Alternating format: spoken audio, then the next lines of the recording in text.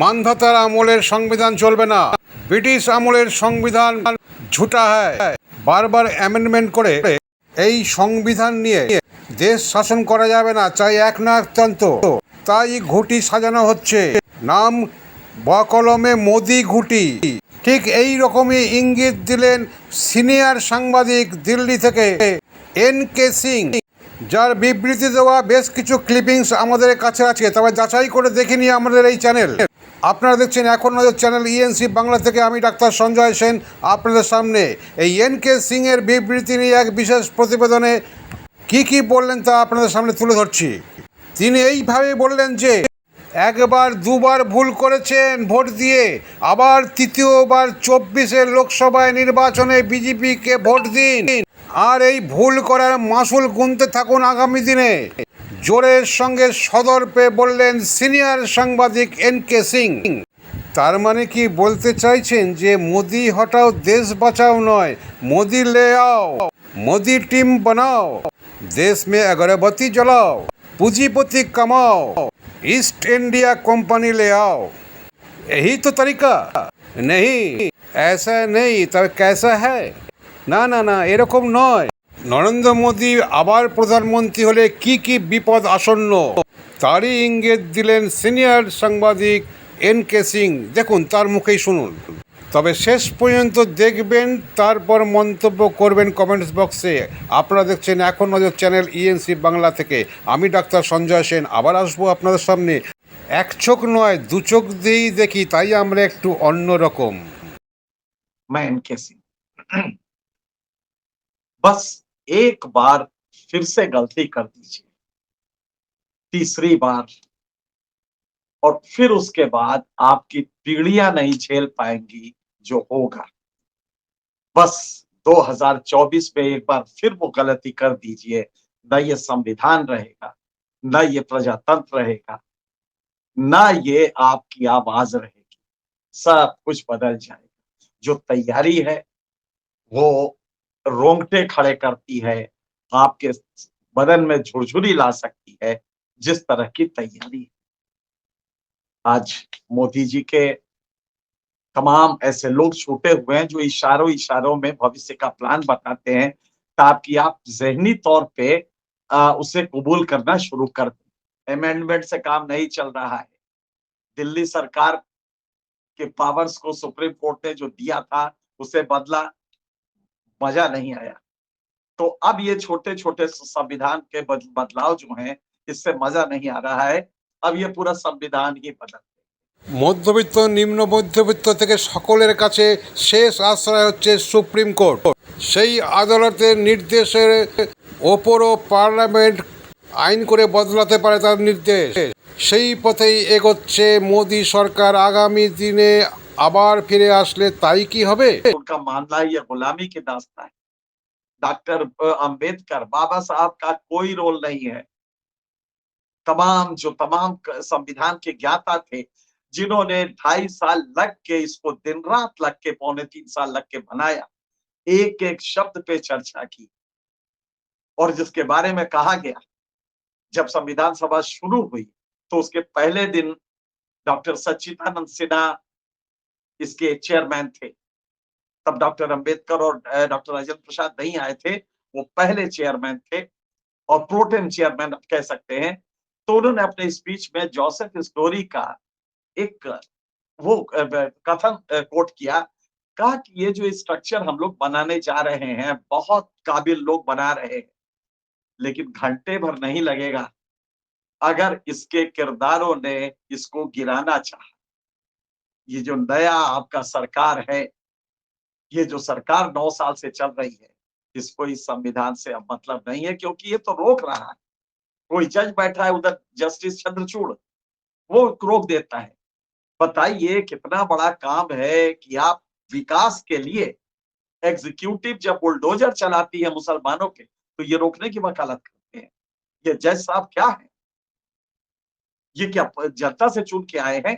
अरुण जेटली ने यही तो कहा था ना, ये जो काले कोट में बैठे हैं, ये कहीं से पब्लिक को रिस्पॉन्सिबल नहीं, जनता ने चुना भी नहीं है, लेकिन ये हमें डिक्टेट करेंगे। ये गुरूर था।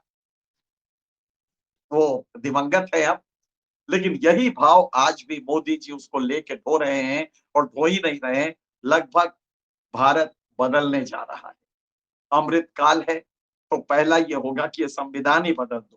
और इसमें जो चोचलेबाजी, ये जो 1973 में डॉक्ट्रिन ऑफ बेसिक स्ट्रक्चर दिया था, जिसको कि आप नहीं बदल सकते, संसद नहीं बदल सकती, इसको बदल देंगे। একজন চা বিক্রেতা প্রধানমন্ত্রী হয়েছেন, কিন্তু 9 বছরের শাসনকালের মধ্যে গত 2 বছর ধরেই কিন্তু তিনি ভুলে গেছেন যে তিনি চা বিক্রেতা থেকে ফিরে এসেছেন। लेकिन ये मोदी वाला भारत हो जाएगा जिसमें प्रजातंत्र तो नहीं रहेगा, नया संविधान बनेगा। गोया ये संविधान, ये भूल गए मोदी जी कि इसी संविधान में चाय बेचने वाला लड़का, जिसको आप खुद ही कहते हैं कि मैं चाय बेचता था, चाय बेचने वाला इसी संविधान के तहत सबसे बड़ी कुर्सी पे बैठा है। लेकिन वो जब कुर्सी पे आ जाता है तो वो भूल जाता है, लम्हों ने खता की थी, सदियों ने सजा पाई। बस 2024 में एक बार आप और ये जो तमाम तमाशे हो रहे हैं, इससे मुतासिर होकर फिर वही गलती कर दीजिए, फिर आपकी याद औलादे नहीं समझ पाएंगी कि गलती कहाँ हुई। প্রজাতন্ত্র নয়, মোদিতন্ত্র হবে। পার্লামেন্টই নির্ধারণ করবে আদালতের রায়ের বাস্তবতা। और संविधान बदला जाएगा तो हिंदू राष्ट्र नहीं किया जाएगा, लेकिन वो सारे एलिमेंट्स होंगे जो हिंदू राष्ट्र के लिए इनको मुआफिक करेंगे, और एक अन्य रिलीजन को, अन्य जो लोग हैं, कोई उनके लिए जगह नहीं होगी। उसका तरीका ही ऐसा होगा। जजेस पार्लियामेंट के अधीन काम करेंगे। जो 3 मेन आए हैं, उनमें सबसे बड़ी बात है इजराइल के कानून में, और हुआ क्यों था, कुछ साल पहले की बात है, कुछ दशक पहले की बात है, वहां पे एक स्टेडियम बनने की बात हुई, लेकिन धार्मिक लोगों ने जिद कर दिया कि ये इस्लाम, ये उस धर्म के खिलाफ है और ये स्टेडियम यहाँ नहीं बन सकता। बहुत दिन चलता रहा, बहरहाल कोर्ट का जजमेंट आया, स्टेडियम बनेगा। और आप ताज्जुब करेंगे कि उसके बाद ये पूरा सिलसिला, क्योंकि उसमें उन्होंने रिजनेबलनेस का सिद्धांत दिया, और आज नतीजा ये हो रहा है कि जजेस की ऐसी तैसी करके वहां पे सारा संविधान, पूरा परिवर्तन एक अमेंडमेंट के थ्रू किया जा रहा है। बहुत बगावत हो रही है। खैर, भारत में ये सिलसिला अब शुरू हो रहा है, और बड़ी खूबसूरती से विवेक देव राय के आर्टिकल में ये कहलवाया गया है कि साहब ये एग्जीक्यूटिव जो विकास के काम कर रही है, कौन सा विकास मोदी जी?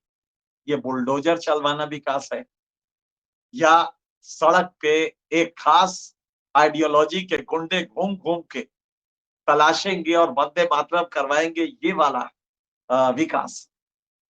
और इसको अगर सुप्रीम कोर्ट रोके, अभी 2 दिन पहले जस्टिस चंद्रचूड़ ने कहा कि भाई देखिए, ये बुलडोजर का ये जो तरीका आप लोग ला रहे, इसे हर कोर्ट देखे और इसे बंद कराए। বুলডোজার চলছে, চলবেও, আগামীতে আরো ভয়ঙ্কর হবে। কোনো রিলিজিয়ন থাকবে না হিন্দু ছাড়া। मोनू मानेसर के घर पे गुंडा क्रिमिनल होके वो हाथ में हथियार लिए घूम रहा है जुलूस में, पुलिस को मालूम है, लेकिन बुलडोजर उसके यहाँ नहीं चलता। क्या मजाल कोई मुसलमान ये हिमाकत करके दिखा दे, बुलडोजर उसके घर अगले दिन पहुंच जाएगा। এই চরম অবস্থা তৃতীয়বারও যদি ভুল করে জনগণ, এই নিয়ে শুনলেন সিনিয়র সাংবাদিক এন.কে. সিং এর কথায়।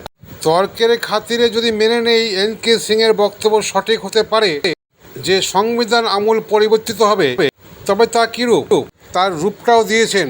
তবে আমাদের মতে 1835 সালের রূপায়িত ব্রিটিশ সংবিধানের বহু ধারা সংবিধানে লিপিবদ্ধ আছে, এটা ঠিক, কিন্তু বাস্তব নিরিখে এত বছর পর অ্যামেন্ডমেন্ট হওয়া প্রয়োজন। কিন্তু তা বলে আদালতকে উপেক্ষা করে পার্লামেন্টের শক্তিশালী হওয়া কিন্তু ভারসাম্য নয়।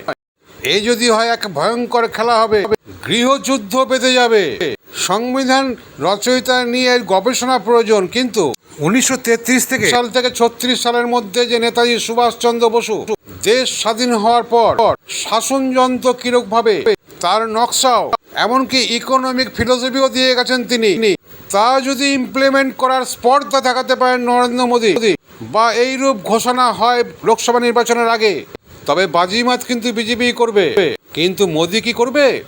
তা করতে গেলে লোকসভা নির্বাচনের আগেই বিশ্বাসযোগ্যতা ফিরে আনতে বিশ্ব বন্ধু সোসাইটি সহ আরও যে সমস্ত সংগঠন আছে নেতাজি অনুরাগী সংগঠন, তাদের দাবি মতন নেতাজি সুভাষচন্দ্র বসুকে অখণ্ড ভারতের প্রথম প্রধানমন্ত্রী ঘোষণা করতে হবে এবং অর্থনৈতিক দর্শন কী ছিল তা জনসমক্ষে প্রকাশ করে ইমপ্লিমেন্ট করার জন্য বিশ্ব বন্ধু সোসাইটির নেতাজি মুভমেন্ট অ্যাসোসিয়েশনের দাবি, যা একটি ফোরাম গঠন করা হয়েছে নেতাজি সংহতি মঞ্চ সকলকে সাথে নিয়ে।